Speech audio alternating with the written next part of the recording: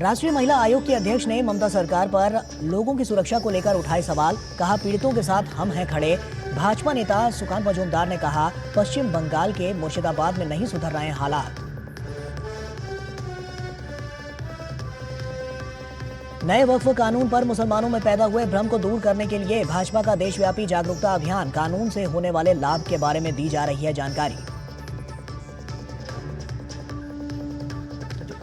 जम्मू कश्मीर के रामबन में ओलावृष्टि और भूस्खलन से 3 की मौत। एनडीआरएफ की 2 टीमों के साथ राहत और बचाव कार्य जारी। स्थिति का उप मुख्यमंत्री सुरेंद्र कुमार चौधरी लेंगे जायजा।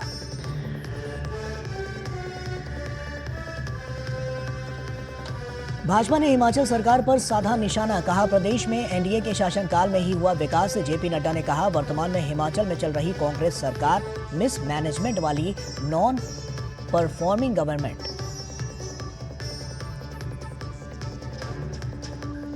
और दुनिया भर में धूमधाम से मनाया जा रहा है ईस्टर। प्रभु यीशु के उपदेशों को किया जा रहा है याद। राष्ट्रपति, उपराष्ट्रपति और प्रधानमंत्री ने दी बधाई।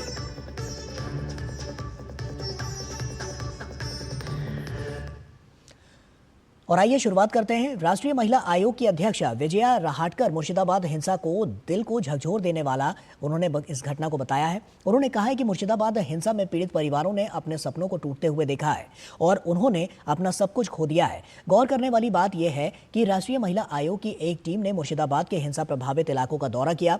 राष्ट्रीय महिला आयोग की अध्यक्ष विजया रहाटकर इस टीम का नेतृत्व कर रही थी और ये दौरा वक्फ संशोधन अधिनियम को लेकर हुए विरोध प्रदर्शनों के बाद हुई सांप्रदायिक झड़पों के बाद किया गया। एनसीडब्ल्यू की टीम ने पीड़ितों से बात भी की। जहां जहां मैं जा रही थी, बात कर रही थी उन महिलाओं के साथ, उनका आक्रोश हमें हिला देता है।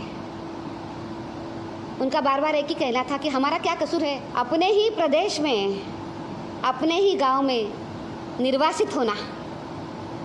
अपना ही गांव, अपना घर जो खुद का है, जिसने कमाया है, अपना मेहनत के साथ बनाया है, बहुत सपने लेकर, उस घर को, अपने सपनों को बर्बाद होते हुए उन्होंने देखा है। उनका सब कुछ खत्म हो गया है और इन चीज़ को लेके हुए वो इतना ही पूछ रही है कि हमारा क्या कसूर है कि अपने ही जगहों में, अपने ही गाँव में हम निर्वासित हो गए। और वहीं राष्ट्रीय महिला आयोग की अध्यक्ष विजया रहाटकर मुर्शिदाबाद हिंसा के लिए मुख्यमंत्री ममता बनर्जी को उन्होंने जमकर घेरा। उन्होंने कहा कि मुर्शिदाबाद हिंसा को लेकर राजनीति नहीं होनी चाहिए। विजया रहाटकर ने ममता सरकार से सवाल करते हुए कहा कि आखिर राज्य सरकार ने पीड़ित परिवारों के सम्मान और सुरक्षा के लिए अब तक क्या क्या कदम उठाए हैं। इस विषय की कोई राजनीति नहीं होनी चाहिए। क्या इस विषय को तकलीफ जो हुई है उन महिलाओं के साथ सरकार कितनी खड़ी रही है? कितने लोग उनको मिलने के लिए गए हैं? उनके सुरक्षा के लिए और उनके सम्मान के लिए क्या कदम उठाए गए हैं? आज वो लोग बाहर रह रहे हैं, वो लोग कब तक बाहर रहेंगे डर के मारे? उनको एक डर के बिना अच्छा माहौल उनको कब मिलेगा? इस विषय पे सभी ने बात करनी चाहिए। ये संपूर्णतः जिम्मेदारी जो है महिलाओं को सुरक्षा देने की, ये पश्चिम बंगाल सरकार की है। सरकार उसको नॉर्मलाइज करने के लिए, वहाँ का डर का माहौल ख़त्म करने के लिए हर संभव प्रयास करे। और राष्ट्रीय पश्चिम बंगाल की सरकार को मैं तत्काल और दृढ़ता के साथ कार्रवाई करने का मैं आग्रह करती हूँ। ये हमारे अपने लोग हैं, अपनी बेटियाँ हैं, पश्चिम बंगाल की बेटियाँ हैं, बहू है, इनके साथ आप डट के खड़ा रहिए। इनकी जो तकलीफ़ें हैं उस तकलीफ़ों को आप समझ कर लीजिए और उसी के साथ साथ उनको न्याय मिलने के लिए आप तत्काल उस व्यवस्था को आप बनाइए। उनका ध्यान रखना, उनको आधार देना, उनका मनोधैर्य बढ़ाना और जो उनका नुकसान हुआ है, इस नुकसान को त्वरित उसको भरने के लिए काम करना, ये आपका काम ही बनता है। Mamata Banerjee is blaming RSS.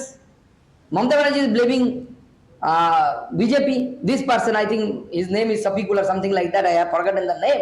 Whether he was a member of BJP or whether he was a member of RSS. So that person is organized That person is responsible for organizing the riot, according to the version of police. So, first of all, let Mamata Banerjee clear the whole citizen of Bengal whether Mamata Banerjee is giving the false statement or her police working under her leadership is giving the false statement. नहीं, बांग्लादेश की स्थिति तो अब सबको पता है, वो तो अलग देश है। ममता बनर्जी तो बांग्लादेश को अभी एक्सपोर्ट करके मुर्शिदाबाद में लिया है ना, तो हिंदुओं का खून पश्चिम बंगाल में ही हो रहा है। अब आप बांग्लादेश की तरफ देखने की जरूरत नहीं पड़ेगी। बांग्लादेश वर्शन लाइट ममता बनर्जी ने पश्चिम बंगाल में बना दिया है ऑलरेडी। ममता बनर्जी की ठीक नाक के नीचे जिस प्रकार से मुर्शिदाबाद में जो कुछ हुआ वो बहुत अफसोसजनक है, और उसके बाद ममता बनर्जी की चुप्पी कहीं ना कहीं इस बात को साफ तौर पर दिखाती है कि ममता बनर्जी केवल एक वर्ग की राजनीति करना चाहती हैं। आज लोगों में डर है। महामहिम राज्यपाल भी वहाँ पर गए, उन्होंने भी हालात का जायज़ा लिया है, और वहाँ पर हिंदू वर्ग को बड़ी असुरक्षा है। प्रश्न उठता है कि बंगाल में जो हिंदू रह रहे हैं उनकी सुरक्षा कौन करेगा? क्या ममता बनर्जी इसका वचन बंगाल के लोगों को देंगी? और नए वक्फ कानून के लाभों को समझाने के लिए भारतीय जनता पार्टी आज से देशव्यापी जन जागरूकता अभियान चला रही है, और ये अभियान 5 मई तक चलेगा। अभियान का उद्देश्य अफवाहों को दूर कर ये बताना है कि वक्फ अधिनियम मुस्लिम समुदाय के लिए किस तरह से फायदेमंद है। विपक्ष लगातार वक्फ संशोधन अधिनियम के बारे में अफवाहें फैला रहा है। ऐसे में भाजपा बड़े पैमाने पर जन जागरूकता अभियान चलाकर इन अफवाहों को खत्म करने का प्रयास कर रही है। पार्टी का फोकस खासतौर से गरीब मुस्लिमों और महिलाओं पर रहेगा। इसे वक्फ सुधार जन जागरण अभियान नाम दिया गया है। पार्टी ने इसे लेकर देश भर में संपर्क, संवाद और अन्य कार्यक्रमों की पूरी श्रृंखला तैयार की है। इसके अलावा भाजपा वक्फ संशोधन के लाभों को घर घर पहुंचाएगी। वक्फ संशोधन कानून के प्रभावी होने के बाद से ही देश भर में जगह जगह विरोध प्रदर्शन हो रहे हैं। नए कानून को लेकर पश्चिम बंगाल में भी जमकर हिंसा हुई है। और इंदौर में वक्फ बोर्ड संशोधन कानून के समर्थन को लेकर एक भव्य आयोजन किया गया। मुस्लिम समाज की ओर से यह कार्यक्रम आयोजित हुआ। सैकड़ों मुस्लिम परिवारों ने इस विधेयक का स्वागत करते हुए केंद्र सरकार का आभार जताया। कार्यक्रम में बड़ी संख्या में मुस्लिम महिलाएं भी शामिल हुईं और सभी ने एक दूसरे को मिठाई खिलाकर खुशी जाहिर की। कार्यक्रम में इंदौर से लोकसभा सांसद शंकर लालवानी मुख्य अतिथि के रूप में शामिल हुए। उन्होंने वक्फ को लेकर जानकारी साझा की। उन्होंने बताया कि अब वक्फ संपत्तियों की जानकारी ऑनलाइन उपलब्ध होगी, जिससे पारदर्शिता बढ़ेगी। साथ ही निगरानी शुल्क 7% से घटाकर 5% कर दिया गया है। वहीं अब वक्फ बोर्ड की बैठक हर महीने अनिवार्य रूप से होगी और इसमें स्थानीय निकायों के प्रतिनिधि भी शामिल होंगे, जिससे समस्याओं की आसानी से उनका समाधान हो सकेगा।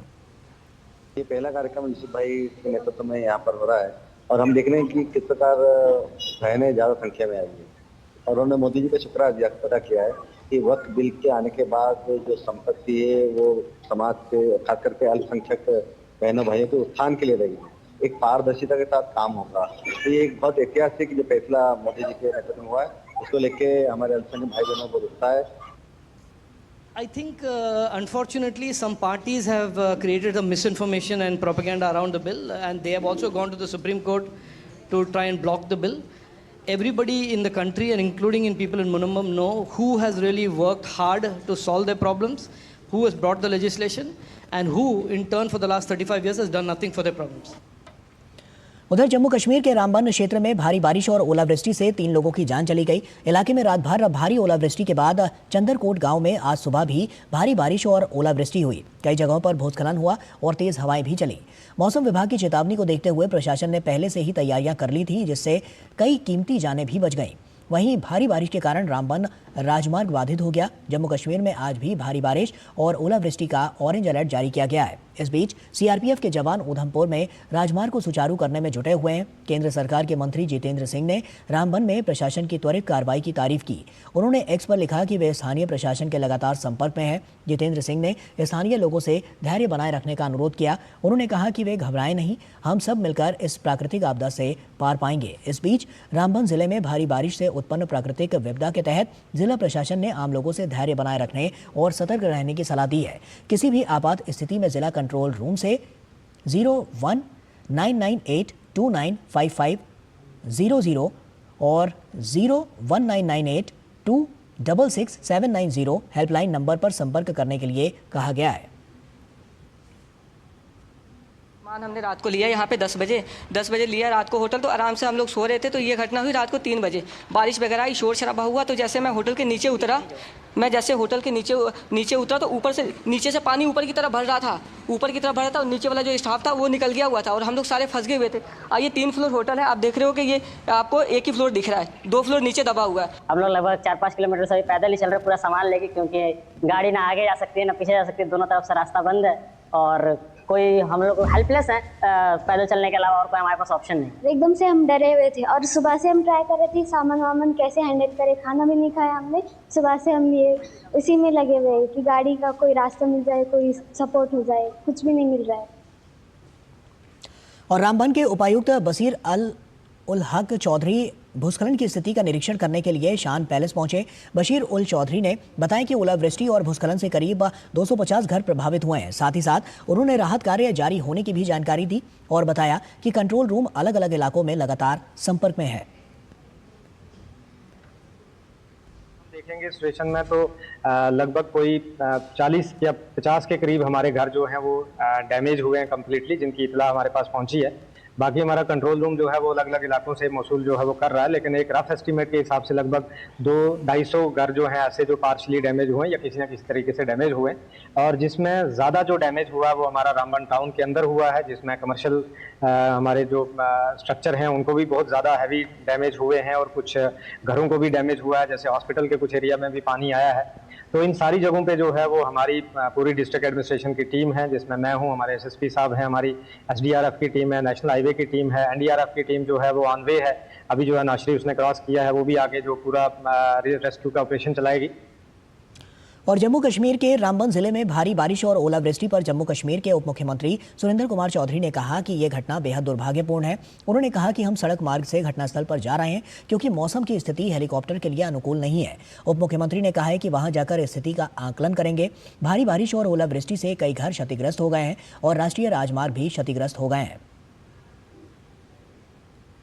ये बदकिस्मती है, लेकिन क्लाउड ब्रस्ट है और मैं और सजाद शाहीन साहब जो ऑनरेबल एमएलए हैं बनाल के, वो भी मेरे साथ, हम दोनों जा रहे हैं। और एक टीम कश्मीर से, क्योंकि चॉपर उड़ नहीं सकता, यहाँ मौसम खराब है, अभी भी हम बाई रोड ही नहीं कर रहे हैं। काफी नुकसान है, नेशनल हाईवे को काफी नुकसान हुआ है, ब्रिजेज को नुकसान हुआ है, घर भी गिरे हैं, बकरवाल फैमिलीज हैं, उनकी बकरियां मर के, भेड़ू मर के, वहाँ 2 डेथें भी हो गई हैं। तो लिहाजा ये दुख की घड़ी है। तो इसमें आप मैं यही कहूंगा कि मैं अब रामबन निकल रहा हूँ और उसके बाद आके हम कुछ वहाँ की जब सिचुएशन अपनी आंखों से देख के आएंगे।